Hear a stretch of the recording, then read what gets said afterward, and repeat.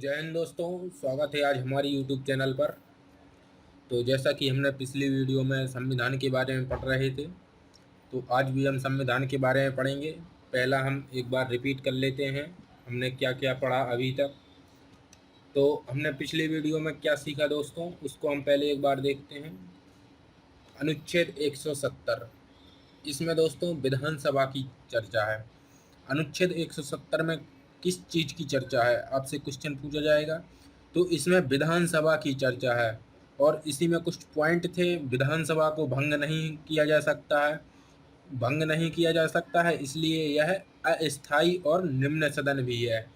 तो अनुच्छेद 170 में क्या है, इसमें विधानसभा की चर्चा है। आपको ध्यान में रखना है कि विधानसभा को भंग नहीं कर सकते हैं, विधानसभा को भंग कर सकते हैं, विधानसभा भंग हो सकता है, इसलिए इसे अस्थायी या निम्न सदन कहते हैं। तो आप इसको ध्यान में रखेंगे। फिर आता है, नेक्स्ट आता है अनुच्छेद 171। तो 171 में थी विधान परिषद की चर्चा। 171 में क्या है दोस्तों, विधान परिषद की, और 170 में विधानसभा, इसमें विधान परिषद। तो आपको ध्यान में रखना है, विधान परिषद में कहा गया था कि इसका विघटन नहीं हो सकता है, यह भंग नहीं हो सकती है, इसलिए इसे उच्च सदन या स्थायी सदन कहते हैं। तो आपको ये ध्यान रहेगा। और दोस्तों इसमें कहा गया था, इसमें अधिकतम सीटों की संख्या कितनी होती है, तो विधानसभा की 1/3 होती है, विधानसभा की 1/3 होती है। और विधानसभा में अधिकतम सीटों की संख्या, तो आपको ध्यान में रखना है कि अधिकतम सीटों की संख्या 500 और न्यूनतम सीटों की संख्या 60 होती है। तो आई होप इतना आपको ध्यान में रहेगा। और अनुच्छेद 172 में कहा गया था कि सदनों की अवधि, इसमें चर्चा थी सदनों की अवधि। विधान परिषद एक स्थायी सदन है। स्थायी सदन क्यों है वो मैंने अभी बता दिया है। विधान परिषद एक स्थायी सदन है, इसके सदस्यों का कार्यकाल होता है 6 वर्ष का, जबकि विधानसभा का कार्यकाल 5 वर्ष का होता है। तो आपको इसमें ध्यान रखना है। सदनों की अवधि, अनुच्छेद 172, अनुच्छेद 172 में है चर्चा। विधान परिषद एक स्थायी सदन है, इसमें सदस्यों का कार्यकाल 6 वर्ष होता है, जबकि विधानसभा का कार्यकाल 5 वर्ष होता है। नेक्स्ट है दोस्तों, विधानमंडल के सदस्यों की योग्यता। तो योग्यता की चर्चा है, तो उनकी योग्यता होनी चाहिए क्या, वह भारत का नागरिक हो, पागल या दिवालिया ना हो, लाभ के पथ पर ना हो, और विधानसभा के लिए मिनिमम आयु 25 वर्ष और विधान परिषद के लिए 30 वर्ष। विधान परिषद के लिए 30 वर्ष है, इसलिए इसे वृद्धों का सदन भी कहा जाता है। तो आई होप इतना आपको याद रहेगा। फिर दोस्तों आगे चलते हैं हम, अनुच्छेद 182। तो अनुच्छेद 182 में, इसमें विधान परिषद के सभापति तथा उपसभापति की चर्चा है। इसमें विधानसभा के सभापति तथा उपसभापति की चर्चा है। तो हमने अभी क्या क्या सीख लिया है, पिछले वीडियो का हमने एक बार रिपीट कर दिया है। अनुच्छेद 170 विधानसभा की चर्चा, अनुच्छेद 171 विधान परिषद, 72 सदनों की अवधि, 73 में दोस्तों सदस्यों की योग्यता है। विधानमंडल के कितने सदन हैं, तो आपको पता होना चाहिए, 2 सदन, विधानसभा विधान परिषद। और अंग पूछ ले यदि, विधानमंडल के कितने अंग हैं, तो 3 अंग हैं, विधानसभा विधान परिषद और राज्यपाल। अनुच्छेद 182 में चर्चा थी दोस्तों विधानसभा के सभापति, विधान परिषद के सभापति तथा उपसभापति की चर्चा थी दोस्तों इसमें। और इसी में एक बात आप ध्यान में रखिएगा, विधान परिषद का सभापति उपराज्यपाल नहीं होता है, विधान परिषद का सभापति उपराज्यपाल नहीं होता है। आज हम इसके आगे चलते हैं। आज हम पढ़ेंगे दोस्तों उच्च न्यायालय। उच्च न्यायालय, हाई कोर्ट, हाई कोर्ट जिसे हम कहते हैं इंग्लिश में। आज हम इसके बारे में संपूर्ण चर्चा करेंगे। तो दोस्तों देखिएगा, उच्च न्यायालय कहते किसे हैं, तो पहले उच्च न्यायालय का हम बेसिक जान लेते हैं। सुप्रीम कोर्ट की व्यवस्था यूएसए से ली गई है। सुप्रीम कोर्ट के कहाँ से ली गई थी दोस्तों, यूएसए से। सुप्रीम कोर्ट मैंने पढ़ा दिया है, जिसने भी वीडियो ना देखी हो वो जाके एक बार विजिट कर लीजिएगा, देख लीजिएगा। सुप्रीम कोर्ट की व्यवस्था यूएसए से लिया गया है, जबकि भारत में पहली बार हाई कोर्ट की स्थापना 1861 के अधिनियम के द्वारा हुई थी। 1861 में दोस्तों, आपको ये डेट ध्यान में रखना है। हाई कोर्ट की स्थापना कब हुई, तो 1861 के अधिनियम के द्वारा। जबकि दोस्तों 1862 में कोलकाता, मुंबई तथा मद्रास में खोला गया। कोलकाता, मुंबई, कोलकाता दोस्तों, मुंबई तथा मद्रास, मद्रास अब चेन्नई कहते हैं दोस्तों, मद्रास में खोला गया। हाई कोर्ट का वर्तमान स्वरूप भारत शासन अधिनियम 1935 से लिया गया है। भारत शासन अधिनियम 1935 से लिया गया है। तो आपको इतना ध्यान में रखना है। क्या कहा गया है कि सुप्रीम कोर्ट की व्यवस्था यूएसए से लिया गया है, ये तो आपको ध्यान रहेगा ही। जबकि भारत में पहली बार हाई कोर्ट की स्थापना 1861 के अधिनियम के द्वारा 1862 में कोलकाता, मुंबई तथा मद्रास में खोला गया। हाई कोर्ट का वर्तमान स्वरूप भारत शासन अधिनियम 1935 से लिया गया है। तो आपको ये सब बातें ध्यान में रखनी है। हाई कोर्ट का वर्तमान स्वरूप दोस्तों, इसको जरूर ध्यान में रखिएगा। हाई कोर्ट का वर्तमान स्वरूप भारत शासन अधिनियम 1935 से लिया गया है। तो अब हम देखते हैं दोस्तों अनुच्छेद 214। अनुच्छेद दोस्तों 214, तो इसमें कहा गया है 214 में, इसमें हाई कोर्ट के गठन की चर्चा है। गठन की बात कह दें, गठन की बात कहेगा यदि कि हाई कोर्ट का गठन की चर्चा किस में की गई है, तो आपको ध्यान में रखना है अनुच्छेद 214। अनुच्छेद 214 में हाई कोर्ट के गठन की चर्चा की गई है। प्रत्येक राज्य का एक हाई कोर्ट होगा। ये कहा गया है अनुच्छेद 214 में कि प्रत्येक राज्य का एक हाई कोर्ट होगा, किंतु यदि राज्य बहुत बड़ा है, जैसे दोस्तों उत्तर प्रदेश, तो एक ही राज्य में उसे हाई कोर्ट के खंडपीठ ब्रांच खोले जाएंगे। खंडपीठ का मतलब समझिएगा, ब्रांच खोले जाएंगे।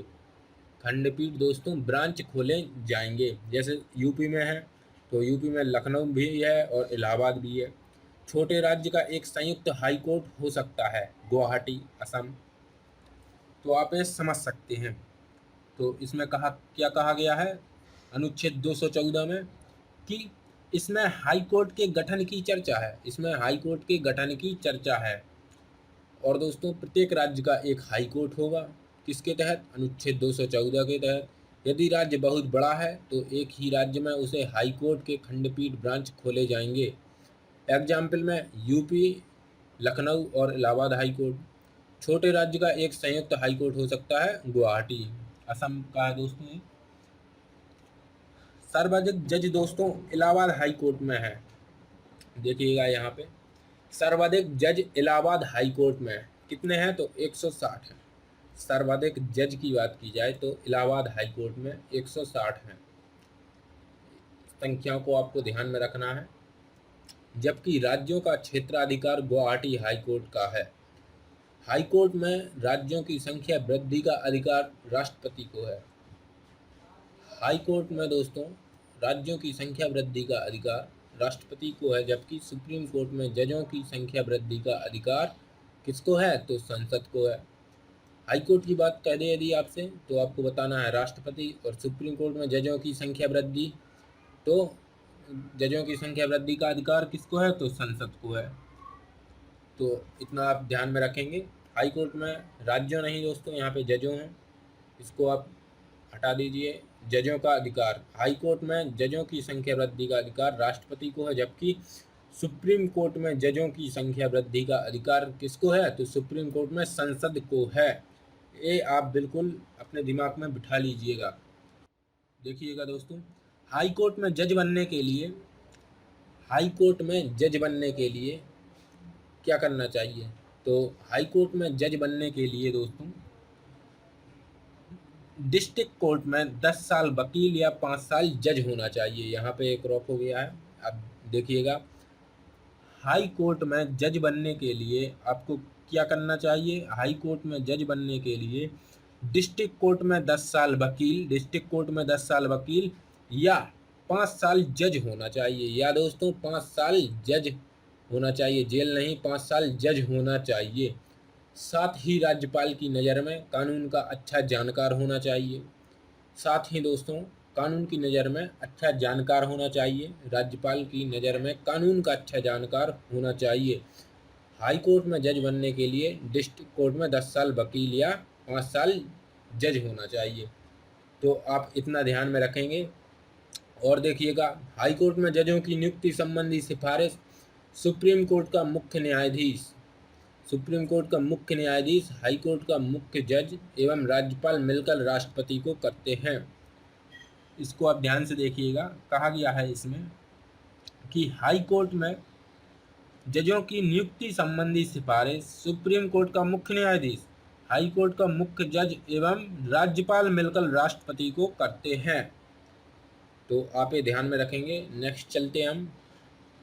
और कहा गया है हाई कोर्ट के जजों को शपथ कौन दिलाता है, तो एक क्वेश्चन पूछा गया है बार बार, तो आपको ध्यान में रखना है कि हाई कोर्ट के जज को शपथ राज्यपाल दिलाते हैं। हाई कोर्ट के जज को शपथ कौन दिलाता है, तो राज्यपाल दिलाते हैं। किंतु हाई कोर्ट का जज अपना त्यागपत्र किसे देता है, त्यागपत्र राष्ट्रपति को देता है। और दोस्तों, और शपथ कौन दिलाता है, शपथ दिलाते हैं राज्यपाल और त्यागपत्र राष्ट्रपति को देता है। और इसमें कहा गया है कि ये 65 वर्ष की आयु तक अपने पद पर रहते हैं। कितने वर्ष की आयु तक, 65 वर्ष आयु की चर्चा भी की गई है यहीं पर। ये 65 वर्ष की आयु तक अपने पद पर रहते हैं। इससे पहले भी इन्हें संसद के महाभियोग द्वारा हटाया जा सकता है, संसद के महाभियोग द्वारा हटाया जा सकता है। तो इससे जो क्वेश्चन बनेंगे मैं वह बता रहा हूँ। सर्वाधिक जज किस हाई कोर्ट में है, तो इलाहाबाद हाई कोर्ट में है सर्वाधिक जज। जब और देखिएगा दोस्तों, हाई कोर्ट का यदि आपको जज बनना है तो क्या होना चाहिए आपकी योग्यता, हाई कोर्ट के जज बनने के लिए डिस्ट्रिक्ट कोर्ट में 10 साल वकील, डिस्ट्रिक्ट कोर्ट में 10 साल वकील या 5 साल जज होना चाहिए, जज होना चाहिए। आगे चलते हैं दोस्तों, और देखिएगा महाभियोग की चर्चा और कर रहा हूँ मैं अभी यहाँ पे। तो सुप्रीम कोर्ट के जज थे जो दोस्तों रामास्वामी, सुप्रीम कोर्ट के जज थे दोस्तों एक रामास्वामी। इनके विरुद्ध महाभियोग लाया गया था परंतु ये पारित नहीं हो सका।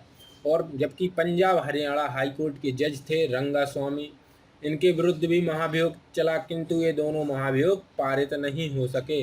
महाभियोग की प्रक्रिया मैंने आपको विस्तार से समझाई थी राष्ट्रपति, जब मैं पढ़ा रहा था आपको, तो आप जाके वहाँ से देख सकते हैं। तो इसमें क्या कहा गया है, सुप्रीम कोर्ट के जज रामास्वामी और आपको याद रखना है रंगास्वामी, मिलता जुलता नाम है, इसको आप ध्यान में रखेंगे। तो इसमें कहा गया है इन दोनों के विरुद्ध महाभियोग लाया गया था, रामास्वामी और रंगास्वामी, किंतु यह महाभियोग पारित न हो सका, किंतु यह महाभियोग पारित न हो सका। और देखते हैं, सुप्रीम कोर्ट के जजों को केंद्रीय संचित निधि से तथा हाई कोर्ट और डिस्ट्रिक्ट कोर्ट के जजों को वेतन राज्य की संचित निधि से दिया जाता है। संचित निधि का मतलब समझिए, इनकी वेतन में कोई कटौती नहीं की जाएगी, इनके वेतन में कोई कटौती नहीं की जाएगी। तो इसको ध्यान में रखेंगे। सुप्रीम कोर्ट के जजों को केंद्रीय संचित निधि से, मैंने जब सुप्रीम कोर्ट पढ़ाया था तब भी मैंने बताया था आपको, तो सुप्रीम कोर्ट के जजों को केंद्रीय लगा दीजिए, और इसमें डिस्ट्रिक्ट कोर्ट में है तो राज्य संचित निधि से। तो इतना आपको ध्यान में रहेगा। तो दोस्तों, आज हम यहीं पे वीडियो को विराम देते हैं। वीडियो को लाइक कीजिएगा, चैनल को सब्सक्राइब करें, अपने दोस्तों के साथ भी शेयर करें। नेक्स्ट वीडियो देखने के लिए दोस्तों बेल आइकन ज़रूर दबा दीजिएगा। मिलते हैं हम अगले वीडियो में, तब तक के लिए जय हिंद।